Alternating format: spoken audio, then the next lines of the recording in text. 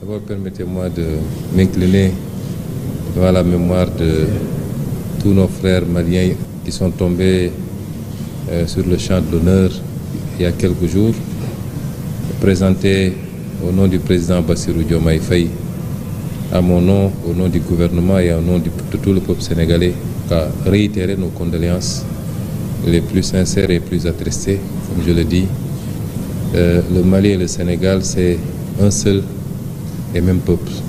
Nous partageons tellement de choses qu'on ne peut pas les énumérer ici. C'est pourquoi, quand un tel événement survient au Mali, c'est comme s'il était survenu au Sénégal. Présenter au président de la République, son Excellence M. Assimi Goïta, toutes nos condoléances. Remercier le peuple malien pour son accueil d'aujourd'hui à travers M. le Premier ministre, son Excellence M. Choguel Maïga, qui nous a très bien accueillis depuis notre descente d'avion, avec tout le gouvernement quasiment, nous a permis de faire une séance de travail avant d'être reçu aujourd'hui, actuellement par M. le Président de la République. Cet entretien a été très instructif, nous a permis de passer en revue toutes les questions de l'heure, de discuter de manière ouverte, non pas de manière protocolaire ou solennelle, mais en frère. Parce que comme je l'ai dit, quand je viens ici, je suis chez moi, et je viens parler à des frères. On a parlé sans filtre, comme on dit, pour échanger sur les grandes questions de l'heure, aussi bien au niveau national, au Sénégal comme au Mali, que dans le cadre beaucoup plus large de ce qui se passe dans la sous-région et dans le monde.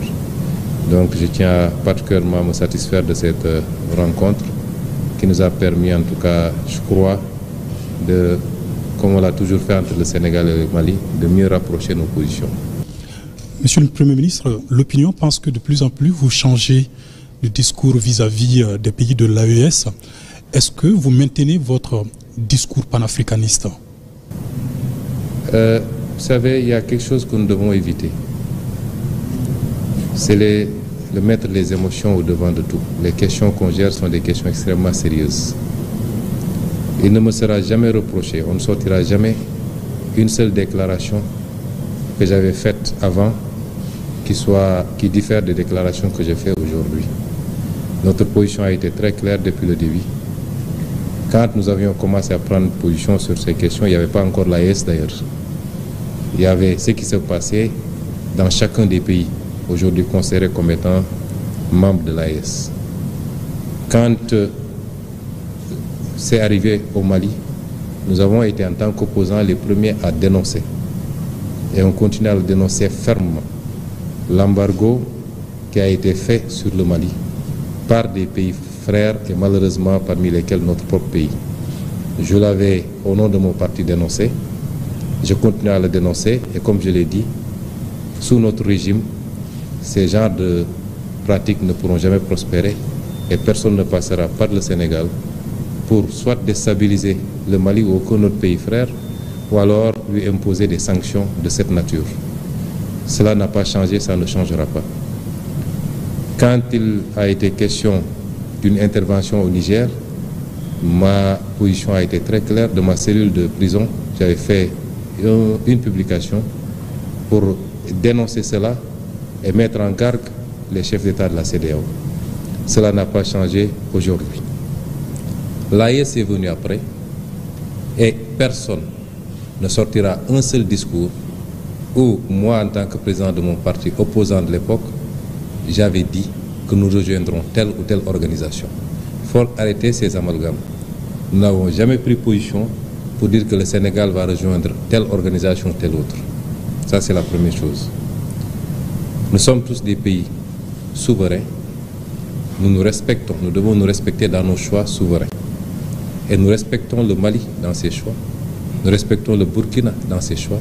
Nous respectons tout le monde, des choix que nous comprenons, puisqu'on a toujours dit, et je l'ai rappelé bien après avoir été Premier ministre, que beaucoup d'erreurs ont été commises par les chefs d'État de la CEDEAO et que souvent on s'est intéressé beaucoup plus aux symptômes qu'aux causes réelles qui nous ont conduits à cela. Ça n'a pas changé chez nous. Alors qu'est-ce qu'on nous reproche? D'avoir ou d'être en train de travailler pour continuer à réunir la famille. Depuis quand on peut reprocher à un panafricaniste de faire tout pour qu'on reste dans des cadres solides plutôt que de nous diviser? C'est ça là qu'on reproche. Et donc ça veut dire qu'on a changé. Et je l'ai dit, quel que soit l'aboutissement ou le choix qui a été fait, cela ne changera absolument rien dans nos relations avec chacun des pays et les cadres qui seront mis en place.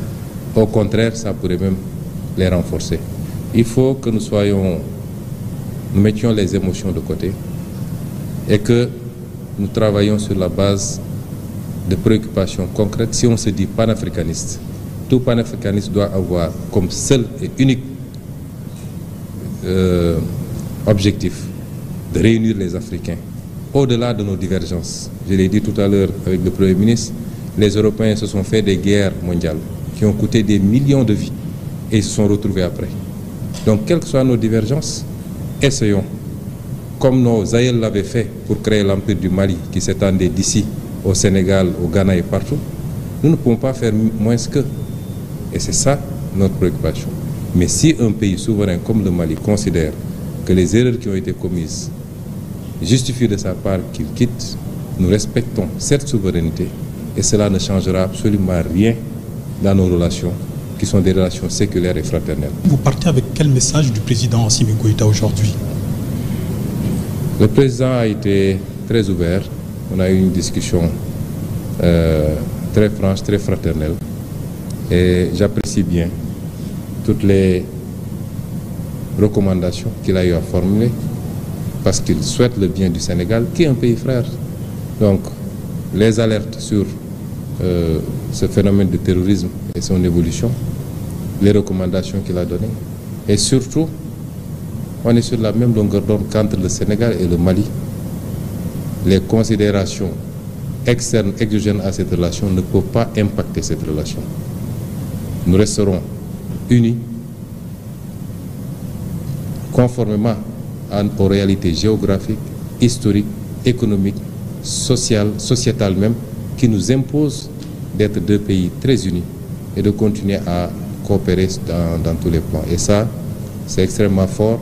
Au moins, je sors d'ici avec la certitude qu'on a exactement la même compréhension de ce que devraient être nos relations. Car je le remercie très fort et je remercie tout le peuple malien.